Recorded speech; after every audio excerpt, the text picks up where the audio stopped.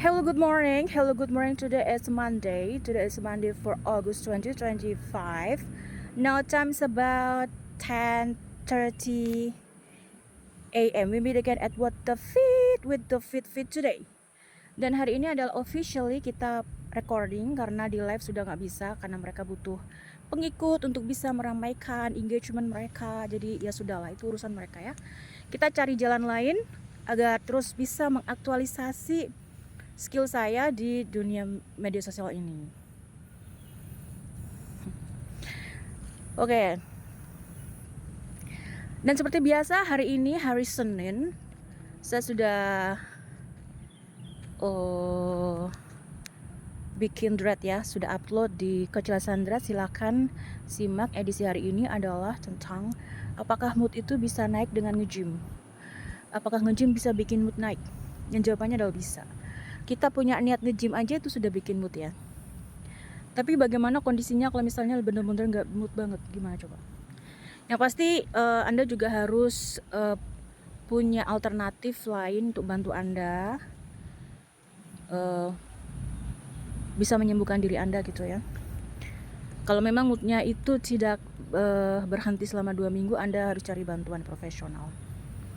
Yang pasti dalam hal penelitian, nge-gym sendiri itu bisa bantu seseorang merasakan kehidupannya gitu ya. Silakan Anda datang psikolog gitu ya, karena memang di cover sama BPJS ya kalau memang Anda benar-benar nggak punya semangat hidup gitu. Tapi kalau memang moodnya itu cuman ya mood temporary aja, itu bisa dengan membantu Anda keluar rumah gitu ya, terekspos dengan sinar matahari.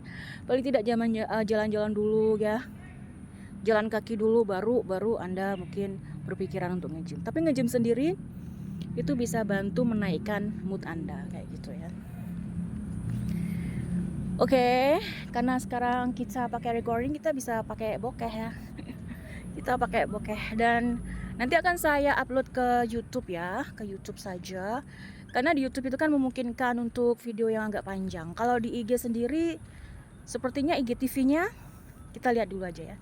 IGTV-nya ada atau enggak? Kalau nggak ada ya kita langsung aja ke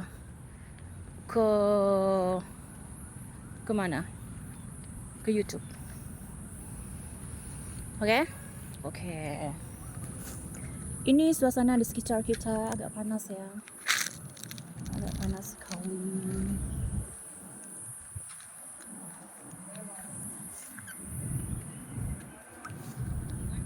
Dan juga tentang masalah follower ini juga dapat info dari medsos juga kalau ada seorang bapak yang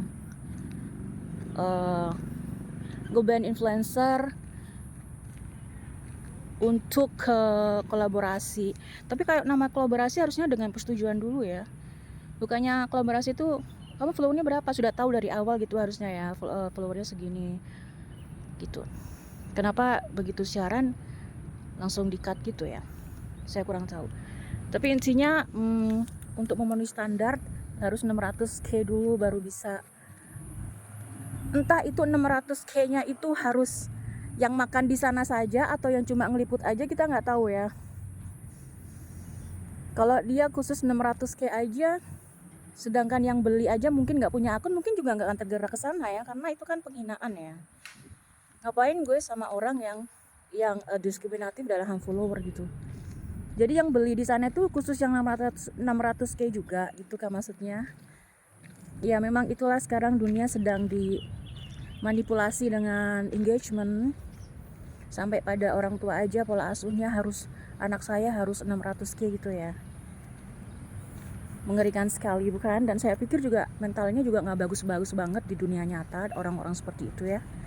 Mentalnya nggak bagus banget. Dan menurut saya mental orang tua seperti itu adalah tipikal orang yang anaknya, setahu saya, yang bisa meledakkan kepalanya gitu ya.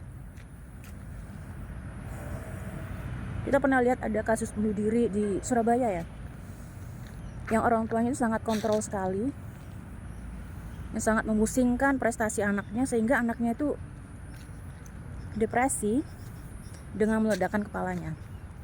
Karena setiap hari bisa jadi otaknya dipenuhi dengan tuntutan demanding itu ya.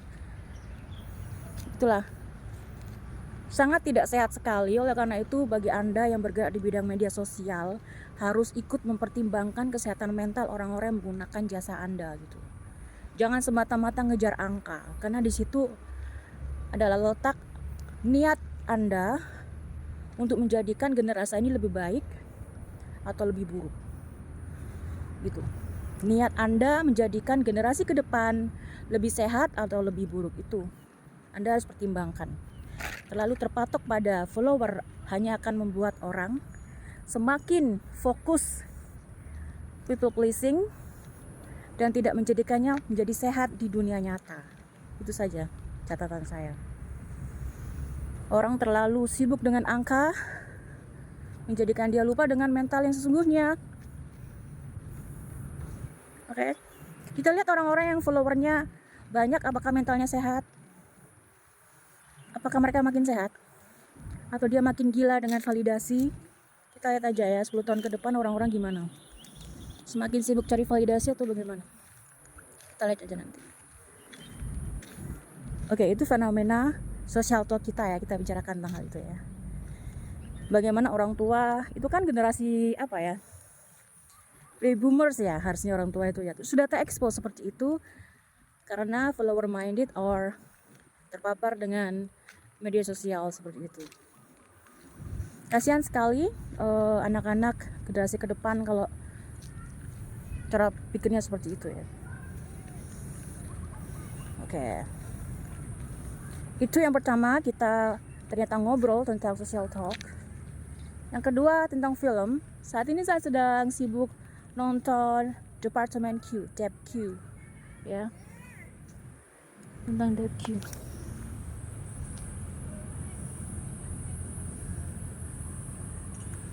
Di sosial media lagi sibuk cari follower. Di sini orang baik-baik saja tuh.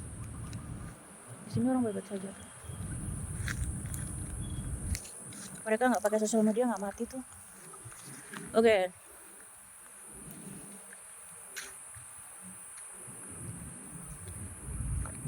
Jadi sekarang aku lagi nonton Department Q. Dan sebelumnya udah nonton Wall to Wall di Netflix ya. Wall to Wall bagus filmnya. Seperti biasa film Korea sangat tricky sekali. Itu kebetulan saya tonton berulang-ulang ya, karena saya bingung membedakan antara tokoh utama sama tokoh antagonisnya. Saya beda, kan wajah saya mereka hampir sama ya, ini yang mana nih gitu ya. Jadi benar-benar saya putar lagi, oh ini yang ini gitu ya. Jadi memang ya itulah, kalau saya melihat film Korea atau film sejenis itu agak susah membedakan wajahnya karena hampir sama semua ya. Yang pasti filmnya bagus, mind blowing, memberikan pesan sosial juga, bagaimana status sosial itu bisa bikin orang repot sendiri sebenarnya ya. Bagaimana orang itu benar-benar dikejar sampai titik darah penghabisan agar bisa mencapai status sosial tertentu. That happens.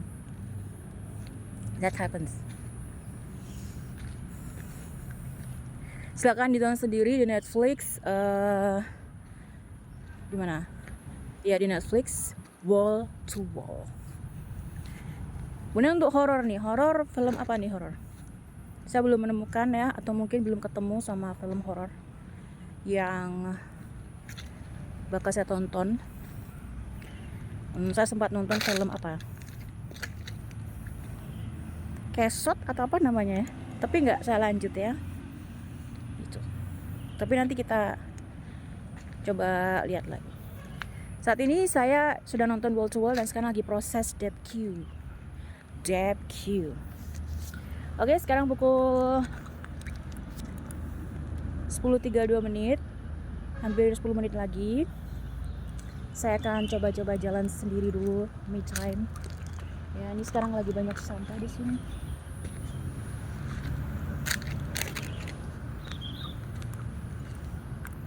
Dan besok adalah rest day saya. Besok saya rest day.